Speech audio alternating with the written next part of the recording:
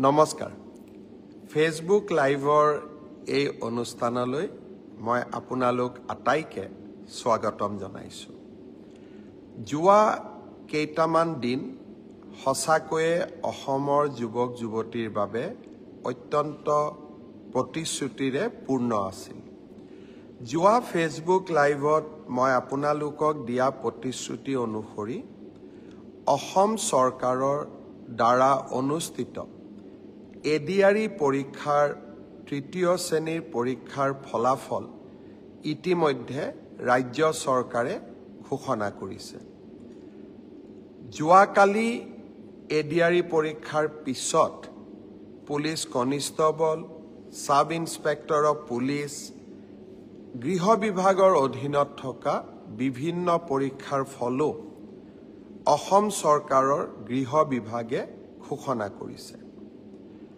আজি খন্তেক সময় আগতে স্বাস্থ্য বিভাগৰ বিভিন্ন শিতানত অনুষ্ঠিত পৰীক্ষাৰ ফলাফল সমূহ হয় ঘোষণা কৰা হৈছে নহলে যিকোনো মুহূৰ্ততে ঘোষণা কৰা হ'ব মই আপোনালোকক জনাবলৈ পাই সঁচাকৈয়ে আনন্দিত যে অহা 15 তাৰিখে চতুৰ্থ শ্ৰেণীৰ বাবে আমি অনুষ্ঠিত কৰা এডিআৰই পৰীক্ষাৰ ফলাফলো দিনৰ 10:30 বজাত আমাৰ চৰকাৰৰ ফালৰ পৰা ঘোষণা কৰা হ'ব আৰু এই প্ৰক্ৰিয়াকে আগুৱাই লৈ গৈ 15, 16, 17 এই যিকোনো এটা দিনত post graduate teacher graduate teacher তাৰো ফলাফল আমি ঘোষণা কৰিম আৰু শেষত আমি প্ৰাথমিক শিক্ষা বিভাগৰ বাবেও শিক্ষক শিক্ষয়িত্ৰীৰ পৰীক্ষাৰ ফলাফল আমি ঘোষণা কৰিম অৰ্থাৎ অক্টোবৰ মাহৰ ভিতৰত অসমৰ 35,000 নিবনুৱা যুৱক যুৱতীয়ে কৰ্ম সংস্থাপন পাবলৈ সক্ষম হ'ব যোৱা কালি পৰহিৰ পৰা মই নিবনুৱা যুৱক যুৱতীসকলক যিসকল পৰীক্ষাত উত্তীৰ্ণ হৈছে তেখেতসকল চাই আছিলোঁ প্ৰত্যেকৰে নিজৰ জীৱনৰ সহজ সৰল জীৱনৰ কাহিনী এটা আমাৰ আগত বৰ্ণনা কৰিছে আৰু কেনেকে চৰকাৰৰ পৰা লাভ কৰা চাকৰিটোৱে আৰু তেখেতসকলৰ পিতৃ মাতৃৰ চকুত যি এক আনন্দৰ পোহৰ আমি সকলোৱে দেখা পাইছোঁ সি সঁচাকৈ আমাক আনন্দিত কৰিছে যোৱা নিৰ্বাচন ৰাইজক প্ৰতিশ্ৰুতি দিছিলোঁ যে আমাৰ যদি চৰকাৰ আহে মই অলপ বেছিকৈ কৈছিলোঁ যে গন্তি কৰি কৰি 1 লাখ ল'ৰা ছোৱালীক চৰকাৰী চাকৰি দিম কংগ্ৰেছ দলে মোক হাঁহিছিলে আৰু আমাৰ দলৰ ভিতৰতো চিন্তা আছিলে যে হিমন্ত বিশ্ব শৰ্মাই এই কথাখিনি কিয় ক'লে আমাৰ দলটো পিছত বিপদত পৰিব কিন্তু আজি আমি 1 লাখ নিযুক্তিৰ যি আমাৰ প্ৰতিশ্ৰুতি আছিল সেই প্ৰতিশ্ৰুতি আমি নিজৰ প্ৰতিশ্ৰুতি নিজেই ভংগ কৰিলোঁ আৰু 2 লাখ নিযুক্তিৰ ফালে ধাৱমান হৈছোঁ আমি অসমৰ নিবনুৱা যুৱক যুৱতীক দিয়া প্ৰতিশ্ৰুতি পূৰ্ণভাৱে পালন কৰিবলৈ পাই সঁচাকৈয়ে মই আনন্দিত পৰম পিতাক ভগৱানক মই ধন্যবাদ কৃতজ্ঞতা জনাইছোঁ যে নেদেখাজনৰ অফুৰন্ত আশীৰ্বাদত আমি আৰু এটা মহান কাম সম্পাদন কৰিবলৈ সক্ষম হলোঁ মোৰ লক্ষ্য ইয়াৰ পৰা আমি থমকি ৰ'ব নালাগিব অহা 5 বছৰত আমি আৰু কিমান ল'ৰা ছোৱালীক চৰকাৰী চাকৰি দিব পাৰিম তাৰ পৰিকল্পনা মই ইতিমধ্যে আৰম্ভ কৰিছোঁ বিভিন্ন বিভাগৰ লগত কথা বতৰা পাতিছোঁ যে অহা 5 বছৰত আমি 2 লাখতকৈও অধিক ল'ৰা ছোৱালীক চৰকাৰী চাকৰি দিব পাৰিম নে নোৱাৰিম অৰ্থাৎ মোৰ লক্ষ্য যে অসমৰ নিবনুৱা যুৱক যুৱতীয়ে কেতিয়াও আশাহত হ'ব নালাগে তেখেতসকলৰ আশাবোৰ পূৰ্ণ কৰাৰ বাবে আমি আমাৰ আকাংক্ষিত লক্ষ্য যি আমি সন্মুখত ৰাখিছিলোঁ সেই পথেৰে আমি কাম কৰি গৈ থাকিম নৱেম্বৰ মাহৰ শেষৰ ফালে পুলিচৰ নিযুক্তিৰ বাবে আৰু কেইবা হাজাৰো পদ আমি মুকলি কৰি দিম আজি যিসকলে পুলিচত চাকৰি মই অনুৰোধ কৰিম নৱেম্বৰত আপোনালোকে আকৌ আবেদন কৰিব যাতে আপোনালোকৰ আশাবিলাক আমি বাস্তৱত ৰূপায়ণ কৰিব পাৰোঁ প্ৰাথমিক শিক্ষাৰো 5000 পদৰ নিযুক্তিৰ প্ৰক্ৰিয়া সম্পূৰ্ণ হৈ যোৱাৰ লগে লগে বাকি থকা 4000 পদৰো নিযুক্তিৰ প্ৰক্ৰিয়া আমি আৰম্ভ কৰিম অৰ্থাৎ অসমৰ যুৱক যুৱতীৰ সপোনবিলাক পূৰণ কৰিবলৈ আমি আমাৰ প্ৰচেষ্টা অব্যাহত ৰাখিম ইয়াৰ মাজতে আজি ৰাতিপুৱা আমি এটা সুন্দৰ নতুন আঁচনি আৰম্ভ কৰিছোঁ আঁচনিটোৰ নাম হ'ল CM ফ্লাইট মানে বিমান নহয় কিন্তু CM ফ্লাইট হ'ল এনে এখন আঁচনি যাৰ দ্বাৰা আমি অসমৰ ল'ৰা ছোৱালীয়ে যাতে জাপানলৈকে গৈ জাৰ্মানীলৈকে গৈ সাউথ কোৰিয়ালৈকে গৈ চাকৰি কৰিব পাৰে তাৰ বাবে আন এখন দুৱাৰ মুকলি কৰি দিয়া এডভান্টেজ অসম দ্বিতীয়ৰ সময়ত জাপানৰ লগত আমি এখন বুজাবুজি চুক্তি স্বাক্ষৰ কৰিছিলোঁ উদ্দেশ্য আছিল অসমৰ 50,000 ল'ৰা ছোৱালীক আমি জাপানত নিযুক্তি দিয়া কৰ্ম সংস্থাপন দিয়া জাপানত এটা চাকৰিত সাধাৰণ চাকৰি ড্ৰাইভাৰ হ'ব পাৰে নাৰ্ছিং কেয়াৰ হ'ব পাৰে অফিচত কাম কৰিবলৈ কম্পিউটাৰ অপাৰেটৰ হ'ব পাৰে বা সফটৱেৰত কাম কৰা আমাৰ ডেকা ল'ৰা ছোৱালী হ'ব পাৰে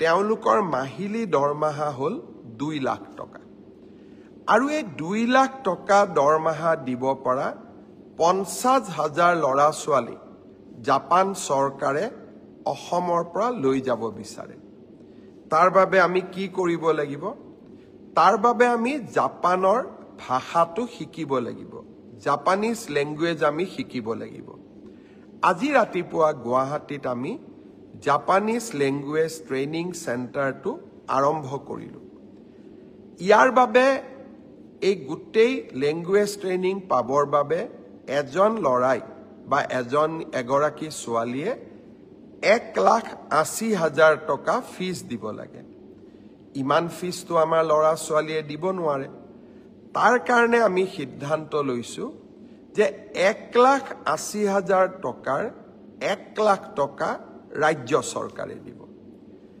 জাপান চৰকাৰেও 50,000 টকা দিব তাৰ মানে নিবনুৱা যুৱক যুৱতী গৰাকীয়ে কিমান দিব লাগিব মাত্ৰ 30,000 টকা দিব লাগিব আৰু এই 30,000 টকাও এক্সিছ বেংকে ঋণ হিচাপে দিবলৈ সাজু হৈ আছে মই ছাত্ৰ ছাত্ৰীসকলক অনুৰোধ কৰিম যে আপোনালোকে যিসকলে ভাবে যে আমি জাপানলৈ গৈ চাকৰি কৰিম আমাৰ পৰিয়ালটোৰ গোটেই অৰ্থনৈতিক ভেটি আমি পৰিৱৰ্তন কৰিম আৰু যিসকলে এই প্ৰত্যাহ্বান ল'ব বিচাৰে তেওঁলোকক মই অনুৰোধ কৰিম অহা কালিৰ পৰা আমি কোট আবেদন কৰিব লাগে কেনেকৈ কৰিব লাগে টিভি সমূহতো দিম মোৰ সামাজিক মাধ্যমতো দিম আৰু বাতৰি কাকততো দিম আপোনালোকে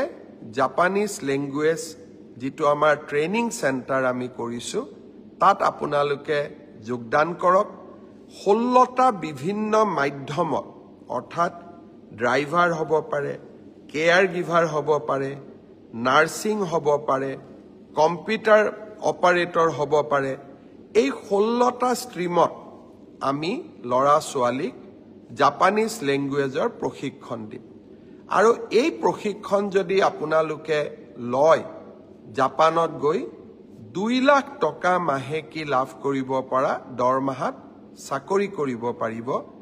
আৰু তাৰ বাবে জাপান চৰকাৰে 5 বছৰৰ ভিছা দিব। তাৰ পিছতো যদি আপোনালোকে কাম কৰি থাকিব খোজে, ভিছাৰ এক্সটেনশ্যনো দিব। CM ফ্লাইট এটা সুন্দৰ আঁচনি। এই সুন্দৰ আঁচনিটোত আমাৰ ল'ৰা ছোৱালীয়ে আগ্ৰহ প্ৰকাশ কৰক। আমি জাপানত গৈও এখন অসমীয়া ছ'চাইটি আমি গঠন কৰিম। আৰু জাপানে অসমৰ ল'ৰা ছোৱালীক বিচাৰে, কাৰণ তেওঁলোকৰ জীৱন ধাৰণৰ পদ্ধতি আৰু আমাৰ জীৱন ধাৰণৰ পদ্ধতিৰ মাজত বহুত পাৰ্থক্য নাই। আমাৰ অসমীয়া মানুহৰ দৰেই তেওঁলোকৰ স্বভাৱ চৰিত্ৰ সহজ সৰল মৰমীয়াল। জাপানৰ লোকসকলৰো চৰিত্ৰ তেনেকুৱাই। আজি এই সম্পৰ্কত মই দিয়া ভাষণটো মোৰ ফেচবুক পেজত আছে। আপোনালোকে অনুগ্ৰহ কৰি মোৰ ভাষণটো শুনিব চেষ্টা কৰিব। গোটেই কথাখিনি আপোনালোকে বুজি পাব।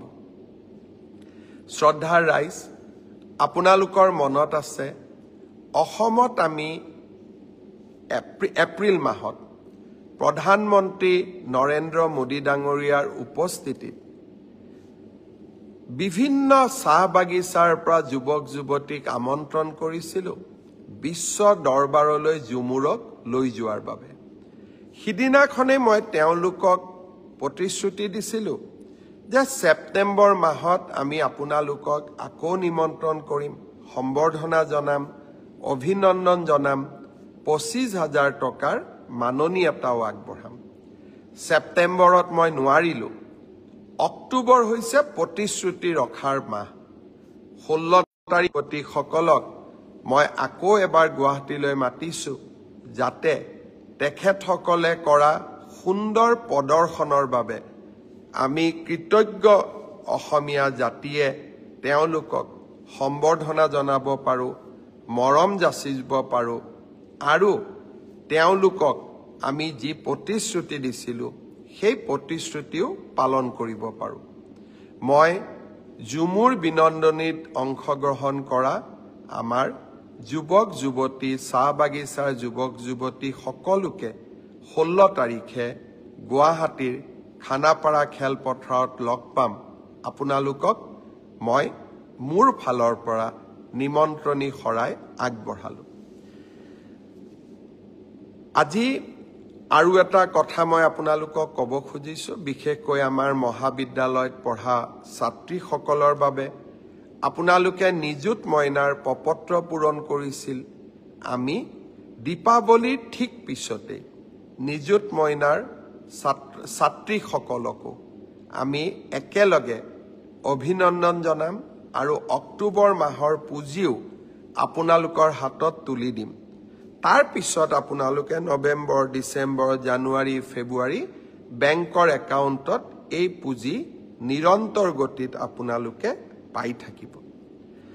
শ্ৰদ্ধাৰ ৰাইজ, আজি মই মোৰ ফেচবুক লাইভত এটা মই বিশেষ কথা ক'ব খুজিছোঁ। কাৰোবাৰ লগত হয়তো মোৰ বক্তব্য নিমিলিবও পাৰে, কিন্তু ৰাজনীতিত থকা দিনাখনৰ পৰাই মই মোৰ মনৰ কথা স্পষ্টভাৱে ৰাইজক কোৱা বা ৰাইজক মই যি ভাবোঁ তাক স্পষ্টভাৱে প্ৰকাশ কৰাৰ এটা মই সংকল্প লৈছিলোঁ। আৰু প্ৰতিকূল পৰিৱেশৰ মাজতো মই স্পষ্টভাৱে কথা কোৱাৰ সদায় চেষ্টা কৰি আহিছোঁ। শ্ৰদ্ধাৰ ৰাইজ, বৰপেটাৰ আতচবাজি উদ্যোগ অসমৰ থলুৱা উদ্যোগ। দীপাৱলীৰ দিনটোলৈকে বৰপেটাৰ আতচবাজিৰ কাৰিকৰসকলে অপেক্ষা কৰে। দীপাৱলী আহিব, মানুহে আমাৰ আতচবাজি কিনিব, আতচবাজি আমি বিক্ৰী কৰিম, আৰু সেয়েৰে আমি পৰিয়ালটো চলাম বছৰটো। বহুত সপোন লৈ তেওঁলোকে আতচবাজি নিৰ্মাণ কৰে।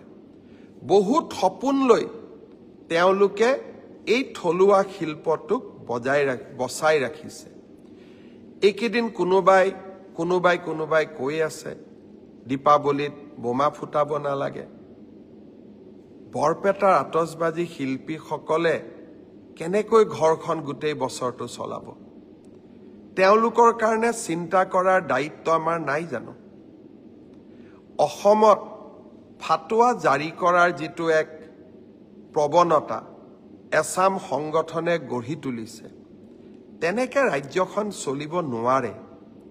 মই আকৌ এবাৰ মনত কৰিম, জুবিন গাৰ্গৰ গোটেই জীৱনটোৱে আছিলে দুখীয়া জনৰ কাৰণে।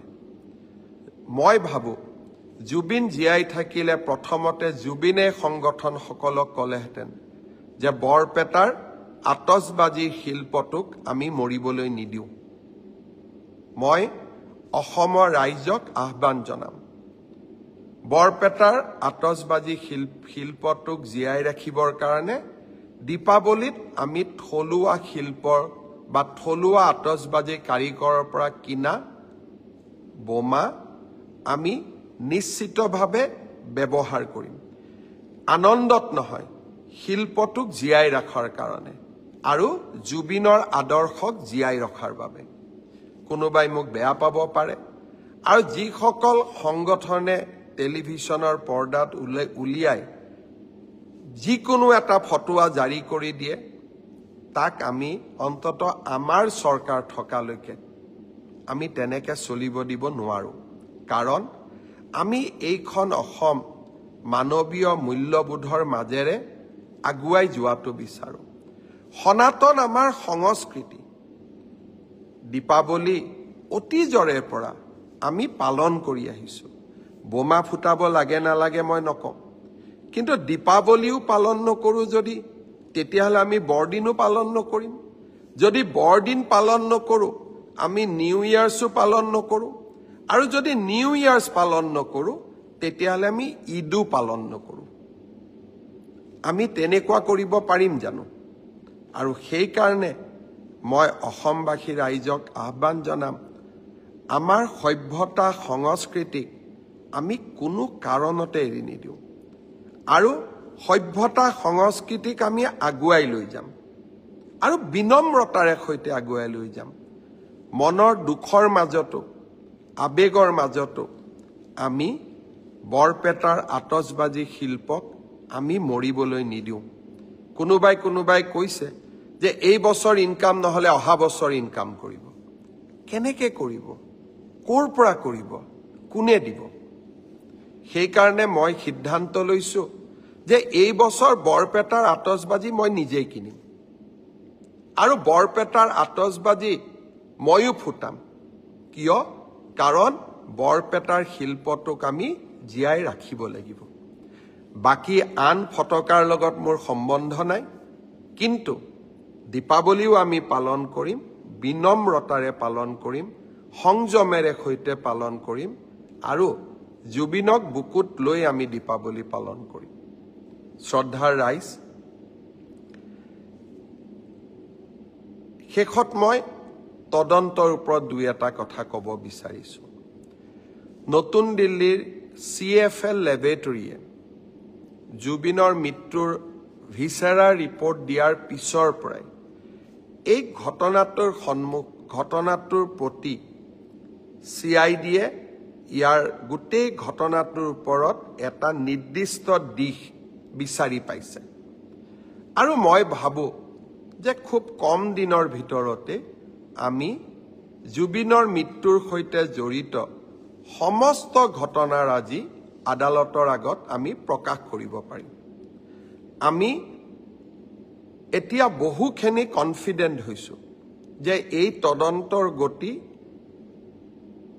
আকাংক্ষিত গতিৰে আগবাঢ়িছে, আৰু আমি নিৰ্ধাৰিত সময়ত আদালতক সমূহ খবৰ আমি জনাব পাৰিম। ছিংগাপুৰৰ অসমীয়াসকল নহা বাবে আমি মনোকষ্ট পাইছিলোঁ। অহাকালি 4জনকৈ ছিংগাপুৰৰ প্ৰবাসী অসমীয়া অনুসন্ধানত যোগ দিবৰ বাবে গুৱাহাটীলৈ আহিব। অৰ্থাৎ আগত এজন আহি গ'ল, এতিয়া 4জন আহিব, 6জন এতিয়াও বাকী থাকি যাব। মই সেই 6গৰাকী অসমীয়াক আকৌ এবাৰ ক'ম যে অসমৰ হিয়া ৰামথু, প্ৰাণৰ শিল্পী জুবিন গাৰ্গৰ মৃত্যুৰ তদন্তত সহায় কৰা আপোনালোকৰ লিগেল ৰেছপন্সিবিলিটি, আইনগত দায়িত্ব, আপোনালোকৰ মৰেল ৰেছপন্সিবিলিটি, আপোনালোকৰ নৈতিক দায়িত্ব, আৰু আপোনালোকে অসমলৈ আহিব লাগিবই। যিসকলে অসমলৈ নিজে নাহে তেওঁলোকক কেনেকৈ আনিব লাগে তাৰ বাবেও আমি আইনৰ ব্যৱস্থা ল'বলৈ কুণ্ঠাবোধ নকৰোঁ। মই আশা কৰোঁ আপোনালোকে সোনকালে আহক।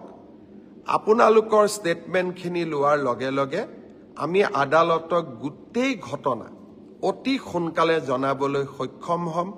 কাৰণ আকৌ এবাৰ কৈছোঁ, যোৱা কালি CFL দিল্লী ৰিপৰ্ট অহাৰ পিছত এতিয়া আমি বহুত বেছি কনফিডেণ্ট যে জুবিনক ন্যায় দিয়াৰ প্ৰক্ৰিয়া, ন্যায় ন্যায়ালয়ে দিব, কিন্তু ন্যায় দিয়াৰ প্ৰক্ৰিয়াক আমি ত্বৰান্বিত কৰিবলৈ এতিয়া সক্ষম। মই যেনেকৈ প্ৰথম মোৰ ফেচবুক লাইভত কৈছিলোঁ যে জুবিনৰ ঘটনাৰ সম্পূৰ্ণ